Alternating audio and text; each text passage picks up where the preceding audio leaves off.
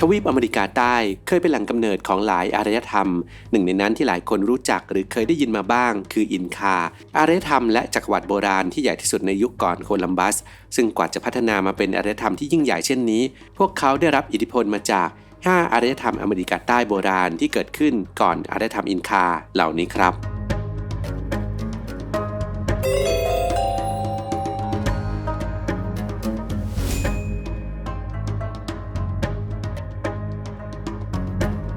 งานรายได้ดีได้เที่ยวฟรีรอบโลกทำงาน3ปีมีเงินเก็บเป็นล้านอยากเรียนเพื่อทำงาน F&B Service กับโรงแรมหรือเรือสำราญคิดถึงเรามารุโชติเพียงคุณมุ่งมั่นเราพร้อมผลักดันฝันให้ไกลไปให้ถึง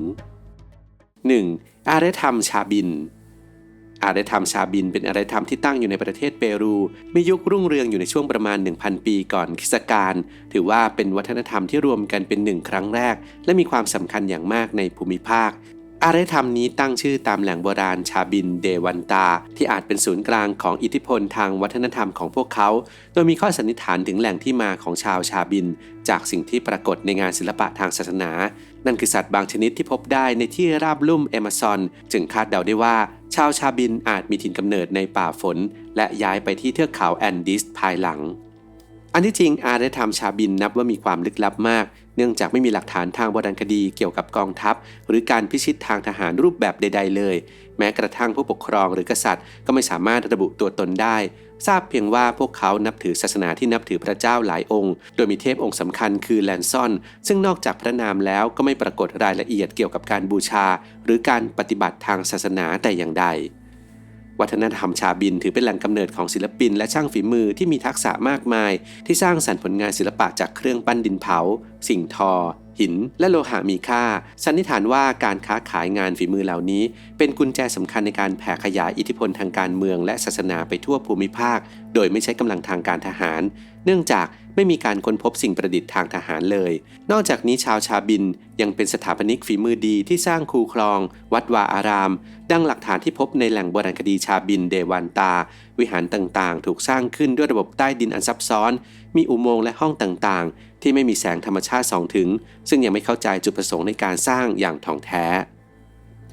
อารยธรรมชาบินเริ่มเสื่อมถอยลงประมาณ200ปีก่อนคริสตกาลด้วยเหตุผลที่ไม่ชัดเจนทั้งยังไม่มีสัญญาณของเหตุการณ์ภัยพิบัติใดๆที่สามารถอธิบายถึงการละทิ้งการตั้งถิ่นฐานของชาวชาบินได้เหลือเพียงอิทธิพลทางศิลปะของพวกเขาที่ครอบงำภูมิภาคนี้และมีอิทธิพลต่ออารยธรรมอเมริกาใต้ต่อมาภายหลัง 2. อารยธรรมนัสกาอารยธรรมนัสกาปรากฏขึ้นบนชายฝั่งทางตอนใต้ของประเทศเปรูประมาณ200ปีก่อนคริสตกาลค้นพบครั้งแรกในหุบเขานัสกาอารยธรรมของชาวนัสกานั้นเติบโตและเจริญรุ่งเรืองอยู่ในพื้นที่ทะเลทรายที่แห้งแล้งซึ่งมีแนวโน้มที่จะเกิดภัยพิบัติทางธรรมชาติมากมายไม่ว่าจะเป็นความแห้งแล้งแผ่นดินไหวและน้ำท่วมแต่ถึงกระนั้นก็สามารถดำรงอยู่มาได้นานกว่า500ปีสิ่งที่ทำให้หลายคนรู้จักเกี่ยวกับอารยธรรมนัสกาและเป็นเอกลักษณ์เฉพาะตัวก็คือภาพวาดโบราณขนาดมหึมาที่สลักลงบนพื้นเรียกว่าเส้นนัสกาที่ถูกสร้างขึ้นจากระบบการวัดอย่างง่ายโดยใช้เชือกที่มีความยาวต่างกันพวกเขาจะทำการเคลื่อนย้ายหินและขูดชั้นพื้นผิวของทรายในทะเลทรายออกเพื่อสร้างผลงานเหล่านี้ซึ่งสามารถมองเห็นได้อย่างชัดเจนจากบนเนินเขาหรือภูเขาที่อยู่ใกล้เคียงแม้ว่าจะยังไม่ทราบวัตถุประสงค์ที่แน่ชัดแต่ก็มีการสันนิษฐานว่าอาจเป็นทางเดินในพิธีที่เกี่ยวข้องกับการแจกจ่ายและการบริโภคน้ำอันเป็นทรัพยากรสำคัญในการประกอบพิธีทางศาสนาในภูมิภาคดังจะเห็นได้จากการจัดการทรัพยากรด้วยระบบถังเก็บน้ำและท่อส่งน้ำใต้ดินที่ซับซ้อนในพื้นที่กาโอชิศูนย์กลางอำนาจทางศาสนาและสถานที่ประกอบพิธีกรรมอีกสิ่งที่น่าตกใจคือชาวนัสกามีความชำนาญในการบูชายันมนุษย์โดยนักโบราณคดีได้ค้นพบที่ซ่อนของหัวถ้วยรางวัลหรือกองกะโหลกศีรษะที่ถูกตัดในบริเวณพิธีทั้งยังมีการสลักหรือวาดลวดลายของสิ่งนี้ลงบนเครื่องปั้นดินเผาและสิ่งทอที่ได้รับการกู้คืนจากแหล่งโบราณคดีด้วยเมื่อพิจารณาถึงสภาพแวดล้อมที่พวกเขาอาศัยอยู่มีแนวโน้มว่าการบูชายันจะอุทิศแด่พลังแห่งธรรมชาติโลกแห่งวิญญาณและเทพเจ้าที่อาศัยอยู่รอบตัวพวกเขาจุดสิ้นสุดของอารยธรรมนัสกาเกิดขึ้นประมาณค.ศ. 500ด้วยปรากฏการณ์เอลนิโญทำให้เกิดน้ำท่วมใหญ่ที่ทำลายโครงสร้างพื้นฐานและพื้นที่เพาะปลูกส่วนใหญ่ของพวกเขา สำหรับวัฒนธรรมที่ให้ความสำคัญกับทรัพยากรน้ำเช่นนี้นับเป็นความเจ็บปวดอย่างมากที่น้ำกลายมาเป็นสิ่งที่ทำลายอารยธรรมที่ใช้เวลาสร้างมานานหลายศตวรรษ 3. อารยธรรมโมเชเป็นการรวมกลุ่มแบบหลวมๆของหลายวัฒนธรรมเข้าเป็นหนึ่งเดียวครอบคลุมพื้นที่หุบเขาตามชายฝั่งทางตอนเหนือของประเทศเปรูอารยธรรมโมเชถือว่าร่วมสมัยกับอารยธรรมนัสกาโดยโมเชจะพิชิตดินแดนโดยรอบและสถาปนาตนเองเป็นมหาอำนาจในเปรูโบราณบริเวณศูนย์กลางอารยธรรมจะมีเมืองขนาดใหญ่และวิหารที่มีการออกแบบอย่างซับซ้อนมากมายเช่นอัวกาเดลาลูน่าหรือวิหารแห่งดวงจันทร์ที่ครั้งหนึ่งเคยเป็นศูนย์กลางของการสักการะบูชามาก่อนโดยสร้างอุทิศแด่เทพเจ้าแห่งภูเขาของชาวโมเชอย่างไออาเปกวิหารแห่งนี้ได้รับการตกแต่งอย่างหรูหราด้วยจิตรกรรมฝาผนังหลากสีสันที่ทำให้นักวรรณคดีทราบว่าระบบสังคมและการเมืองของชาวโมเชจะมีผู้นำที่มีอำนาจเพียงคนเดียวทำหน้าที่ควบคุมสั่งการคนอื่นๆที่อยู่ใต้การปกครองโดยผู้นำน่าจะเป็นนักบวชนักรบที่ทำหน้าที่นำเฉลยศึกมายังวิหารเพื่อเส้นสังเวยเลือดของพวกเขาจะถูกเก็บไว้ในถ้วยเพื่อให้นักบวชนักรบดื่มชาวโมเชนับว่าเป็นสถาปนิกและช่างฝีมือที่มีทักษะสูงโดยการใช้ Adobe อิฐโครนชนิดหนึ่งที่เป็นวัสดุในการสร้างวิหารพระราชวังอาคารและที่อยู่อาศัยความเชี่ยวชาญทางด้านนี้ของชาวโมเชแสดงให้เห็นผ่านสิ่งก่อสร้างมากมายเช่นวิหารอัวกาเดลโซที่เชื่อกันว่าเดิมมีความสูงถึงประมาณ30เมตรก่อนที่กองกิสตาดอร์กลุ่มนักสำรวจกองทหารนักผจญภัยชาวสเปนและโปรตุเกสจะเข้ามาล่าทองคำด้วยการกั้นแม่น้ำให้หันเหไปทางฐานของวิหารทำให้ถูกกัดเซาะและทำลายไปเกือบ 70% โชคดีที่เครื่องปั้นดินเผาส่วนใหญ่ที่สร้างขึ้นจากฝีมือชาวโมเชยังคงอยู่มาจนถึงปัจจุบันรวมถึงชิ้นงานประติมากรรมที่พัฒนาถึงมนุษย์ที่ได้รับการยกย่องว่าเป็นงานศิลปะที่เหมือนจริงที่สุดที่พบในอเมริกาใต้สมัยโบราณด้วยนอกจากนี้ชาวโมเชยังเป็นช่างโลหะวิทยาที่เชี่ยวชาญในระดับที่เป็นผู้บุกเบิกเทคนิคการปิดทองและการบัดกรีที่ใช้กับเครื่องประดับศีรษะเครื่องประดับร่างกายและวัตถุพิธีการต่างๆการล่มสลายของอารยธรรมโมเชนั้นใช้ระยะเวลาที่ค่อนข้างนานสันนิษฐานว่าอาจจะเริ่มต้นด้วยปรากฏการณ์เอลนิโญที่เป็นปัจจัยเดียวกันที่ทำให้อารยธรรมนัสกาสิ้นสุดโดยปรากฏการณ์นี้ทำให้ทรัพยากรเริ่มหายากหัวหน้าเผ่าแต่ละเผ่าเริ่มหันมาต่อสู้กันเองจนกระทั่งสายสัมพันธ์ทางวัฒนธรรมในอดีตนั้นทั้งหมดถูกตัดขาดด้วยสงคราม 4. อารยธรรมตีวานากูระหว่างค.ศ. 550 ถึง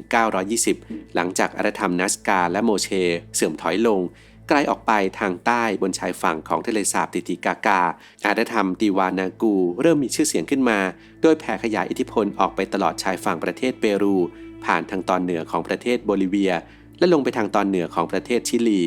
อาณาจักรตีวานากูเป็นแหล่งกำเนิดนักวิศวกรการเกษตรที่เก่งกาจพวกเขาสามารถเปลี่ยนพื้นที่กว่า 45,000 เอเคอร์หรือราว 185 ตารางกิโลเมตรให้เป็นระบบชนประทานแบบยกพื้นทำหน้าที่ในการผลิตอาหารให้แก่ประชากร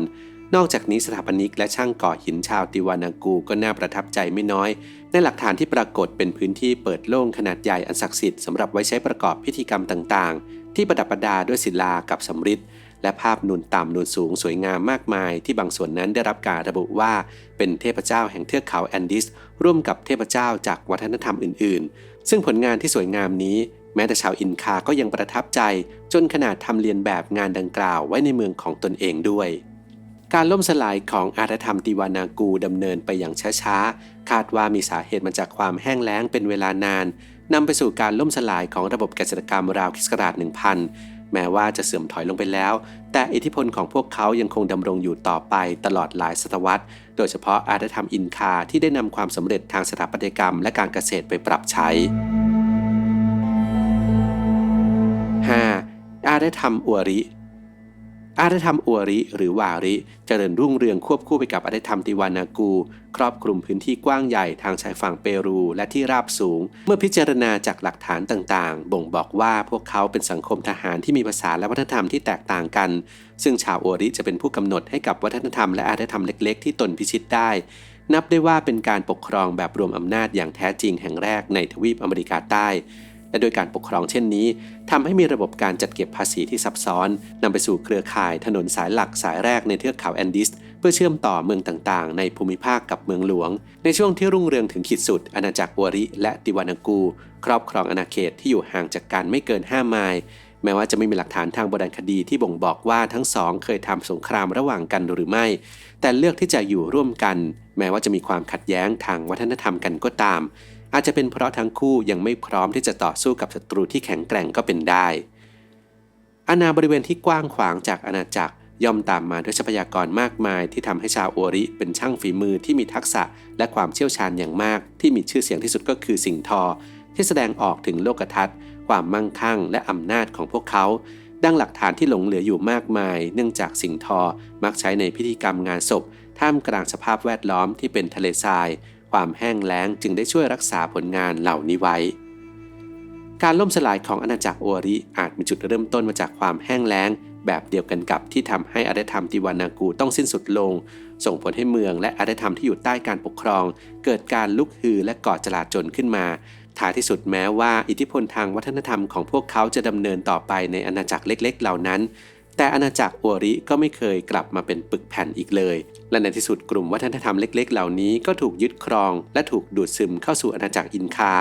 ซึ่งยังคงเห็นอิทธิพลของพวกเขาได้จนถึงทุกวันนี้